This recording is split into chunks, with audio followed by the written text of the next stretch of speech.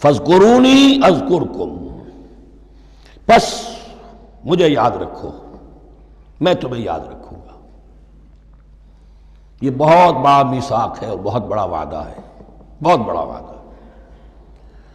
اور یہاں تک حدیث میں پھر اس کی شرح آئی ہے، میرا بندہ اگر مجھے اپنے دل میں یاد کرتا ہے میں بھی اسے اپنے جی میں یاد کرتا ہوں، اور میرا بندہ اگر میرا ذکر کسی محفل میں کرتا ہے تو میں اس سے بہت اعلیٰ محفل میں اس کا ذکر کرتا ہوں۔ اس کی محفل تو بہت بلند و بالا ہے، ملأ اعلیٰ کی محفل ہے، فرشتے ملائکہ مقربین کی محفل ہے۔ خدا خود میر محفل بود اندر لامکا خسرو، محمد شمع محفل بود شب جائے کہ من بودم۔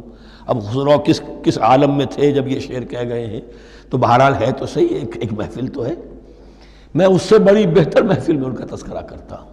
فاذکرونی اذکرکم واشکروا لی ولا تکفرون، اور میرا شکر کرو، میری نعمتوں کا ادراک کرو، اس کا شعور حاصل کرو، اس پر زبان سے بھی شکر ادا کرو، اپنے عمل سے بھی، جوارح سے بھی ان نعمتوں کا حق ادا کرو۔